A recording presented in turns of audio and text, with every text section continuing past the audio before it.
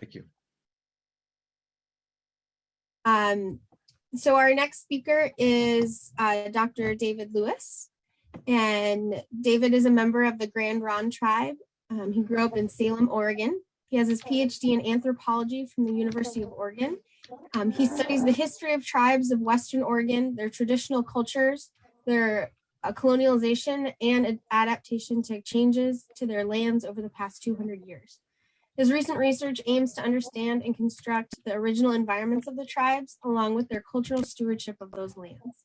And he's been teaching for more than 15 years and is currently at OSU, where he's been teaching for 4 years. So welcome, David. Thank you for joining us. He'll be sharing his talk with us on the Kalapuyan stewardship of the Willamette Valley. Thanks, Lauren. It's great to be here. Let me get set up here and we'll get going. Let's see.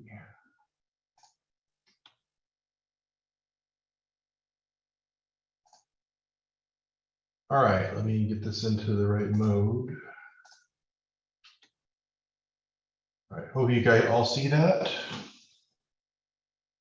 Let's see your, okay. Yeah, we can see it, David, but it's not in presenter in the actual the mode. So if you can just click it to full presentation mode, we're seeing the presenter. Yeah, I just went the opposite direction of what Gotcha. do. Gotcha. Enjoying the picture of the canvas there. Yeah, I'm not sure how to make it go the other way. Look, we got to pick a different screen share. I'm not sure how to, let's see, I'm not sure why it's doing that. Share. Oh, maybe it's because my monitors are set up differently.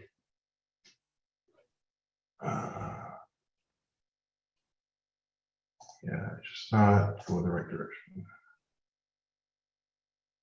Are you in, David, are you in presenter mode? Yeah, I have two monitors, and so it's like messing up. So if you at the top of the screen, there should be a drop-down menu that asks you for your view, presenter view. And if you switch the two, then it should. You know, can you tell me exactly where that is? It's hard to say because I'm not looking at the screen you're looking at, I think. Maybe I need to do it at the bottom.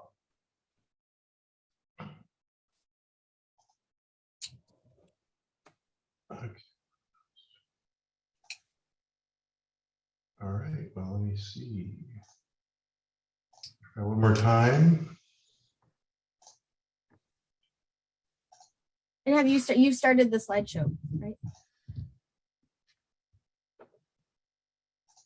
Let's see, presenter view.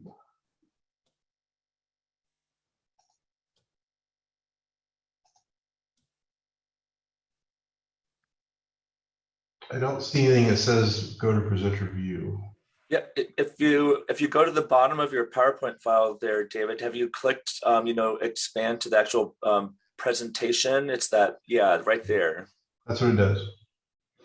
And then and so then you go, so that sends you to a different screen. Yeah, there should be a drop down from the top where it says view options, and there should be some letter that's exclusive to you as the presenter that says where you can present or switch the screens. There is what Lauren was saying.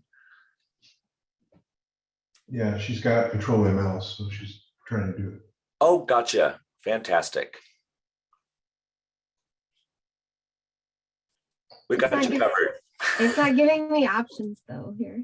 So why don't you just go ahead and present from where you are now? We can see the pictures. And okay, can I have control? Yes, I will give up control. Okay. Let me just get out of this. I'll just maybe do it from, let's see. Is that fine then? You can see the whole screen there, right? No, we can't see the whole screen.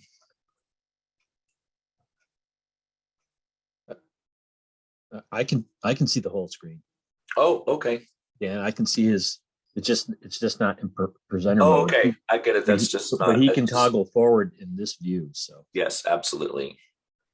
I'll just go from here, and then you'll have a preview of what's coming up. I would like to share, just if I might interject here really quickly, for folks who might not be able to see this as largely as they like to, it depends on your screen.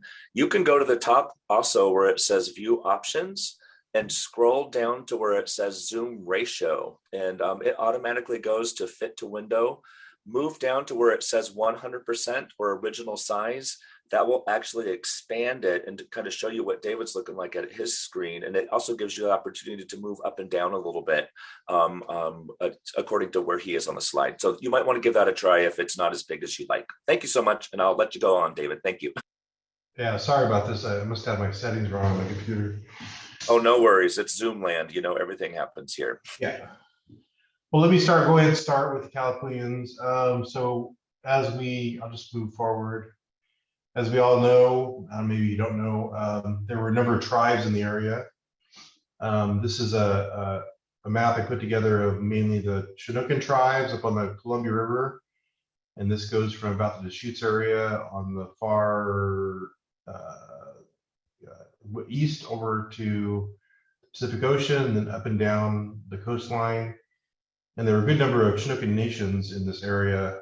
So this gives you an idea of the complexity and diversity of different peoples, and actually same peoples speaking essentially the same language and sharing culture up and down the river. So it wasn't just one big Chinook nation. And here's our area that we're talking about today, mainly the Kalapuyan tribes up and down the valley. And there were about 13 or 14 different Kalapuya tribes.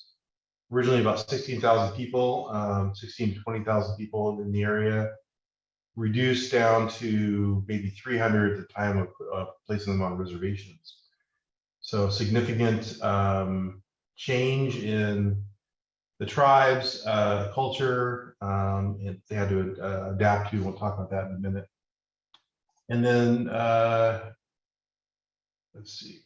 And then further on down south, we have the complexity of the Umpqua Basin with 5 tribes living there with all different languages. We have Lower Umpqua, Upper Umpqua, Yoncalla, Kalapuyan also there, Molalla and Cow Creek, all in that same basin. So it must have been a very complex situation with people speaking different languages. And then the people of the Rogue River and Illinois basins were the Athabasca peoples and the Takelma and Shastas who lived in that area. So this gives you an idea of just the complexity of Western Oregon alone. Many people had the same resources, had similar environments, and had similar cultures, but clearly slightly different with the different languages and different upland or prairie environments that we're talking about today, or river environments also. Generally, their seasonal rounds were like this, where they would have large sort of winter villages where they would spend 3 to 6 months kind of secluded in their winter village, living off the stores that they collected throughout the year, sometimes doing some hunting. And then as we go into late winter and spring, we start to see people gathering camas, maybe fishing for Julian. Spring salmon begins in May, pretty soon here. And then weeding materials camps and trade gatherings would happen in the area. Throughout the summer, there'd be lots of berries, lots of also camiston and other root plants. And then later in the summer, acorns. And then maybe a lot of tribes would set fires in their prairies in September, late September, when the first rains begin to fall. And then we have fall salmon coming up the rivers, which causes a huge encampments at the rivers. People would gather in hundreds, if not thousands of people to fish for salmon and prepare them for the winter storage through either wind drying them or smoking them.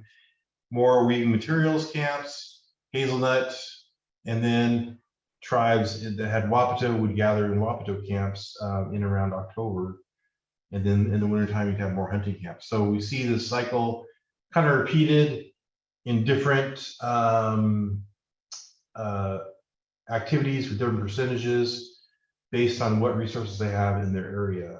People that are more fishermen people, like on the Columbia, like the Chinookans, would do more fishing.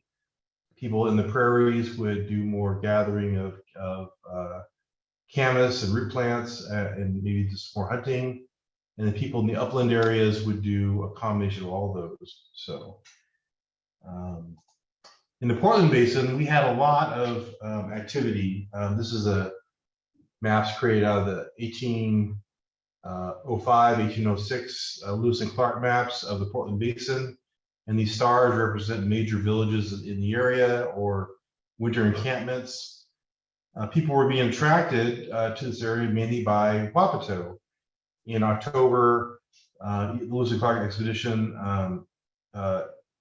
recorded that in October, the peoples of the Cascades Nation up here would come down to winter village sites in this Portland Basin, what we call sometimes the Wapato Basin, because there's so much Wapato here, and they would live in their villages through the wintertime, collecting Wapato, storing it up, preparing it, fishing for sturgeon, and later in the winter fishing for smelt that would come into the Sandy River and the Cowlitz River over here, and store that food and then bring it back, bring what they have in their stores with them, including all their houses and everything.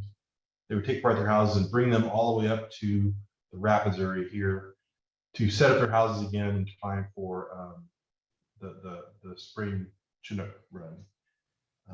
And then there were some villages over here that were permanent. People didn't move around at all because they had essentially everything here. Salmon would come to them. The Wapato was growing in the big lakes and ponds and swales in the area. And they really didn't have to move because they already had a really nice environment. It stayed pretty mild throughout the year compared to people who live in the gorge where the environment got very, very cold, as it still does today.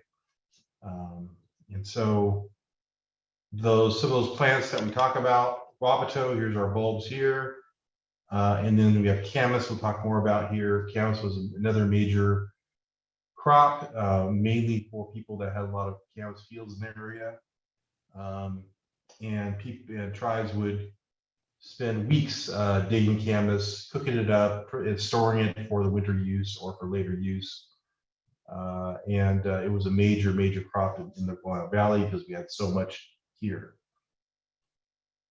Some of this is captured, some of the seasonal round activity is captured in this Tualatin calendar that was collected by Albert Gatchett in 1877 at Grand Ronde. They laid out a series of 12 months, and all their activities appear to be either collecting Wapato, doing Wapato-like activities around places like Gaston Lake or Wapato Lake over there in Washington County, or chasing the camas around. There would be a first spring dig of camas, basically this time period, digging camas and somewhat earlier. They would let the camas go to bloom like it is right now. Camas would then ripen at the end of May. In the midst of summer, they would dig it again. And so there would be several times a year. We've now recorded like 2, perhaps 3 times a year that camas would be gathered and cooked and prepared for winter storage for food. And this documents at least 2 of those times. Another oral history from the tribe from Kalapuyan texts talks about how people would dig holes for processing acorns. In those same holes, they would cook camas in them. So there's a possibility that this was the 3rd gathering of camas for the year, and this would happen in essentially the late summer, early fall, because a lot of times our camas fields are in the same vicinity, if not underneath the oak groves, the oak savannas that we call it in the valley here. And so you could actually do collect two different foods at the same time in the same encampment, collect the acorns, process them, and then collect the camas and then cook them down. So you could actually store a lot of food all at once in one area. So that's essentially the third gathering. We have lots of oral histories of Kalapuyas that go back very long time ago. I know archaeologically nowadays, archaeologists can only go back some 9,500 years, but in our oral histories, we have stories of floods, and the flood dimensions here appears to be like that of what we'd be expecting of the Missoula floods. Missoula floods having come down 16,000 to 11,000 years ago, maybe hundreds of them over the periods of thousands of years, and bringing massive amounts of water and soil with it into the Willamette Valley. And here we talk about, and now the people are all running along, they climb up a big mountain, which was Mary's Peak. Now the water pretty much nearly got to the top of the mountain. These people said, what have you taken? The water's not going back, it's not receding. So they figure out that it's probably the fault of stealing some woman's hair, and they give it back. And so then the water recedes. Clearly, people are trying to explain this natural phenomenon, but the details of the story suggest, the dimensions of the story suggest that it was a massive flood, more than a 100-year flood, a Missoula flood that probably changed the whole landscape as they knew it, bringing all that soil in, making it somewhat different from what it was before. And we don't know how different, because we don't really have a lot of history before 16,000 years ago. Haven't really built up a profile of what those people were like. I always wondered, reading the story, whether camas and other things were brought into the valley with the floodwaters, and maybe that became more prominent after the floodwaters, because archaeologically, camas processing, camas ovens only go back some 8,000 years. So it's possible that there was a growth in camas processing after the floodwaters. And it took couple thousand years to figure that all out. So this is what we're thinking about, these oak groves. This is from Bush Park in Salem. They have essentially a traditional oak savanna with camas growing in the understory. Bush Park has never been anything but an open landscape. The Bush family were fairly rich financiers, owned parts of the bank, owned a newspaper, and they donated the whole thing to the city of Salem. So this land has never been plowed or used for any other purpose. It's been open landscape. And so these are likely to be traditional camas fields underneath the oak groves, which actually has 3 different levels to it. And this suggests there may be some interaction between the oaks and camas. We don't really know, but it's an interesting thought. And here's what perhaps the Kalapuyan way of stewardship looked like, where they would, in September, they would burn off the valley, and basically burning off the last year's dead and dying prairies to sort of renew the land. And they call it a land renewal or renewal ceremonies that they would do, preparing the land for the next year's food crops to come in.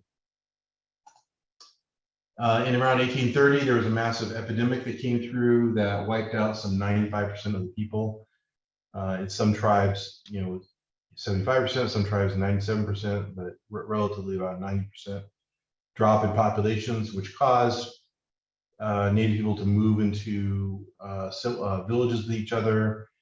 There were lesser villages after that time and less protection over their lands, which caused openings for settlement from other tribes and from colonizers, what we call the settlers, into the Willamette Valley to claim land that seemed to be unoccupied by tribes, but they had just been through a massive epidemic, so they couldn't occupy all the land. But this is the sort of the beginning of huge tribal changes, huge cultural changes that the tribes had to adapt to. adapt to this American culture coming at them. Native people sort of helped the Americans coming in. They would hire on, do a lot of work around the farms, produce fence staves, help build things, learn how to do agriculture, learn animal husbandry. And yet, when it came into the 1850s, and most of the farms were built, and most of the land was sort of claimed by settlers, Native people began starving because all of their food plants had been plowed under. Their elk and deer were being hunted out. Fish were being taken by settlers, and so they began starving, and they began asking for work, asking for handouts, and they were considered vagrants and nuisances to the settlers in the valley who wanted to get rid of them. They were moved on to essentially the Grand Ronde Indian Reservation, which was established in 1856. By April 1856, most of the Kalapuyans are moved on to the reservation, and they had to learn how to adapt there to not just the Kalapuyan peoples, but some 32 tribes moved on to that reservation within a year. Let's see. One of the things I'd like to bring up is this issue of draining water from the land. Early on, the settlers noticed that the environment for the Willamette Valley was didn't have a long enough growing season. The spring rains or the fall rains would come very fast, and so they would drown out their crops because there would be this sort of low-lying swale water throughout the valley. And so they were trying to find ways to drain off the valley so that they could have longer growing season. And so they began working on that. The plans became these experiments that were going on at Lake Labiche with a private financier in land there, the people by the name of Hayes. They hired or built a ditch witch and dug a 6-mile trench from Lake Labiche to the Willamette River. And by 1918, they were draining the whole of Lake Labiche out, creating more farmland for people that were living in the area. They were able to sort of control the water and make the land more arid in that fashion. That ditch is now called Labiche Creek and is still there today. So Lake Labiche is gone; it's been completely drained, and the land is some of the nicest, deepest, darkest, loamy soil you can imagine. Another lake that this happened to was Wapato Lake. This is up in again Washington County by Gaston. It was drained off by 1935 by really the same people, by the brother of the original Hayes, who came and invested in land at Lake Wapato, and using the same process dug another 3-mile trench and drained off Lake Wapato, including destroying massive amounts of Wapato plants and habitat for canvasback ducks. This was a major resource area for the tribes. Was essentially before colonization owned by the Tualatans.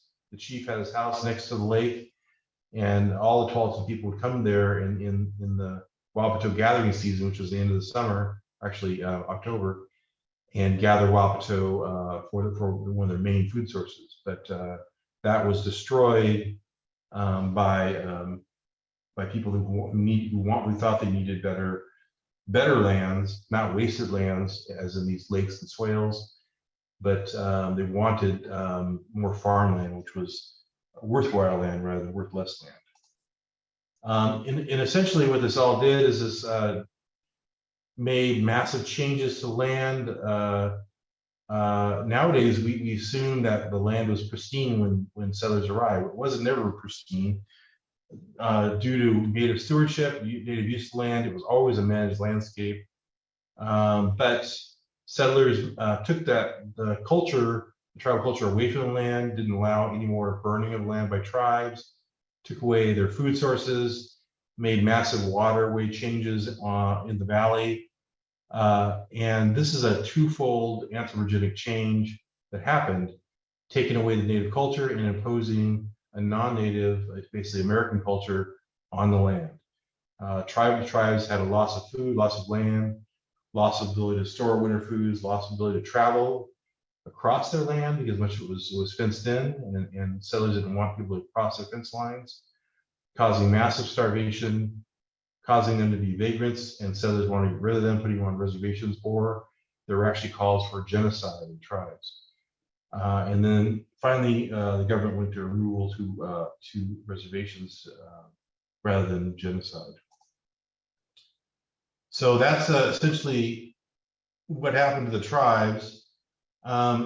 Nowadays, we're doing research on trying to figure out what it was like in the past, trying to figure out what the culture was like in the past, because much of that was hidden from us for years.